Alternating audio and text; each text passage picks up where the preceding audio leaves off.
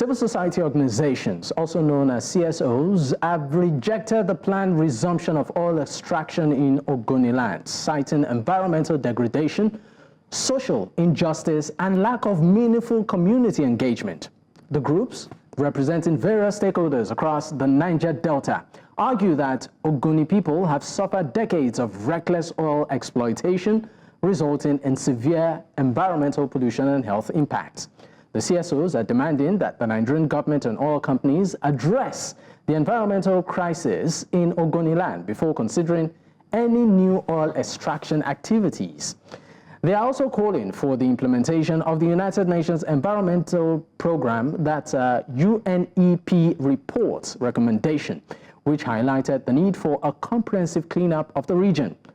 Regarding the establishment of a university in Ogoniland, the CSOs are skeptical about the government's intentions, citing past experiences of broken promises and lack of consultation with the community.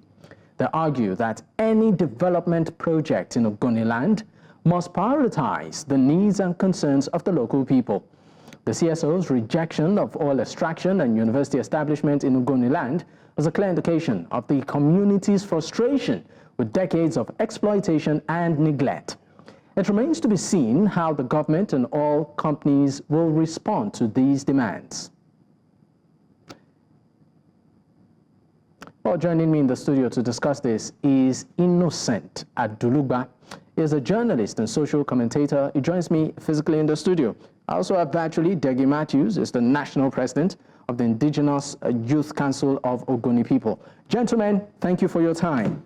Yeah, my pleasure to be here. All right, Innocent, let me start with you. What do you make of the idea of resuming oil exploration in Ogoniland and the recent announcement by the president concerning the establishment of an educational institution there? Okay, two things. Establishment of university, then resumption of exploration. Ogoni is a busy hub. I want to align myself with President Tinubu's plan to resume exploration. That resumption smacks of job creation, expansion of business economic space. Anywhere in the world, that is a very laudable intent, policy, and project. And now the Ogoni land itself is a mix. It's a mixed bag. You look around, it's a vast place. You look around like places like Babi, Eleme, Gokana, Inyokana, Kenkana, the Bori capital area, and Ban Ogo area. You find vibrant youths, all united among the CSOs you've mentioned. Lately, the media is awash of the response of the people in that community, including former Super Eagles captain Joseph Yobo, among those the dissenting voices. So while the president's intention is good, Ogoniland has too many scars that are yet not healed and too many promises not yet kept. So it is one thing for the president, whatever the PR or narrative, take it from me, what the president wants to do is laudable. But have we mended offenses? For instance, that area, January 26th, about 2 Sundays ago, was a World International Day of Clean Energy, established by the United Nations General Assembly, which was created just 3 years ago with Nigeria a signatory.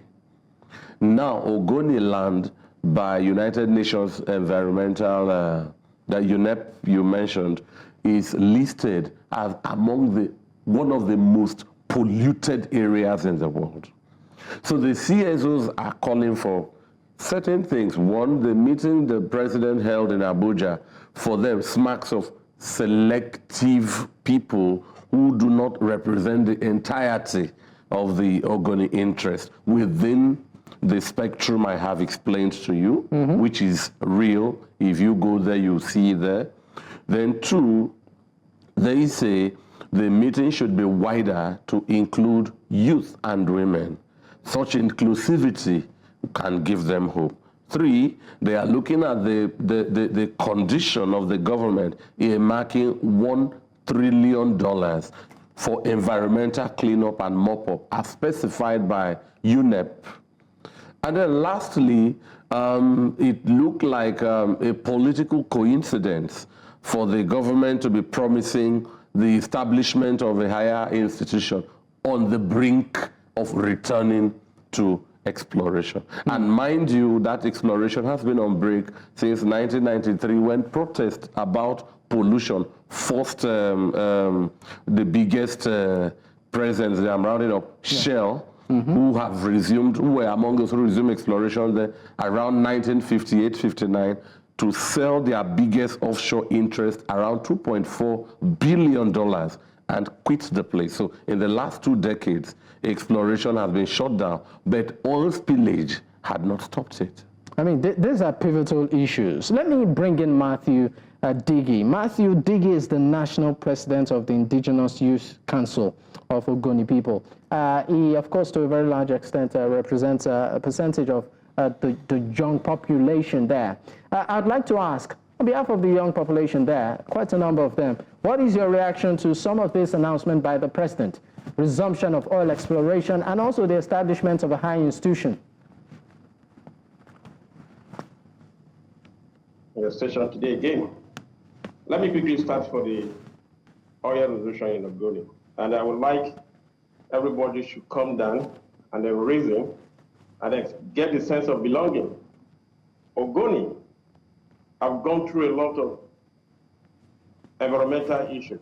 But one thing I want people to understand, what is happening in Ogoni today does not just happen coincidence. It has already been in Ogoni for over 30 years or 30-something years now. The issue of oil resolution, let me put it clear to everybody. Ogoni is not go against resolution of oil in Ogoni. We have never gone against it, but property must be done. And that's as a result of taking this oil from 1958 or so, oil was discovered in Ogoniland. Nothing has been done in that land that results for the Ogoni demand, which is the Ogoni Bill of Rights. And that Ogoni Bill of Rights have never been addressed for so many years now. And how are you coming up now? You want to resume oil for the land that you know nothing has been done? Nothing. A protest was made in 1993 in the point that this thing should be addressed. And federal government ignored the Ogoni people for 30-something years now, or let me say 32 years now, and you are coming up on a no agreement, not that you want to resume oil. You want to cause another crisis in Ogoni. I don't really understand this. The purpose of shut down this oil is for negotiation. How do you negotiate? After how many years today? How do you negotiate?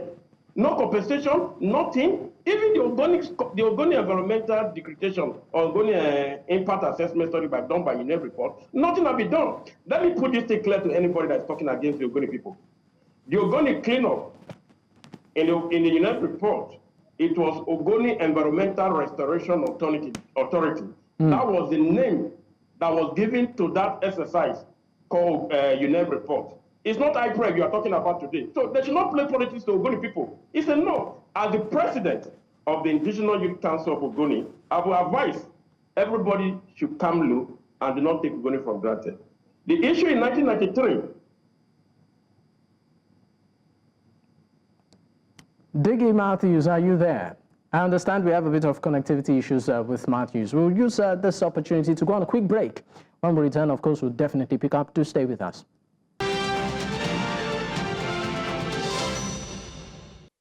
Of course, it's still Politics HQ on News Central Television, and of course, we are discussing matters arising around the Ogoni Kingdom, where a recent development as regards establishment of a high institution there, and also the resumption of oil operations in that region has continued to generate reactions from many stakeholders.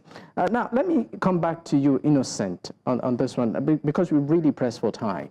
I would like you, in bullet points, what do you see happening in the coming weeks as a result of this announcement? Do you see sincerity, genuine sincerity on the part of this administration to truly develop that region? You know, you've mentioned about different civil society groups resenting these. I think the Ogoni people should be primed up and united, because the government will come at them with high cash and PR. High cash and PR. Break it down. And you know, nothing is impossible with unlimited cash and unlimited brains. That is within the war chest of the government, and the PR could come as a cultural blackmail of a people resisting development. And the government is well equipped with spin doctors who can deliver such communications. But I would think, like one of the CSOs, one of the civil society groups, President Ogoni Youth Federation, the President Legborsi Yama-Agbana had said, there is a critical component you need to carry along: youth, women. So what I expect, if the government can use my advice for free, is to remember its global signatories to organizations, the United Nations General Assembly. I just mentioned that. And carry out an objective and authentic environmental audit. I would like the government to resume oil exploration, but let it come incrementally, in phases. You carry out an environmental audit. You should be seen to be treating pollution, reducing or stopping oil spillages. All of these actions strategically leading to a befitting environment for exploration. I am not saying the exploration shouldn't take place, but I mean, we hear every day about renewable energy, climate change, sustainability, and so you don't, how do I put it? Ogoniland is bleeding. It's bleeding oil. There are lots and lots of contaminations. You cannot farm. The soil rejects growth. Aquatic life is dead. Fish and all of that. They, in a riverine, aquatic, estuarine, marine area, do not have access to clean water. So if the government, if you ask me, can deal with all of these in phases, and then the genuineness of their intention will be wholesomely accepted. All right, thank you so much. Let me just take Dighi, Mathew. Mathew, if you can hear me, quickly, in 30 seconds, what is your word out there to the government? Yeah, thank you very much. Let me just go straight to my point right now. Sorry for inconvenience. My advice to the government is that they are not sincere to this process they are about to start. And the Ogoni issue is not an issue of yesterday, that you just wake up in a fateful day and say you have to solve oil. This issue has been in process all this while, and they're unable to address. The problem of Ogoni is how are we sure that this negotiation the federal government is about to kickstart can come to reality? Because at this point, nothing, I can challenge anybody, nothing have been done in that land. Let me give this point of view.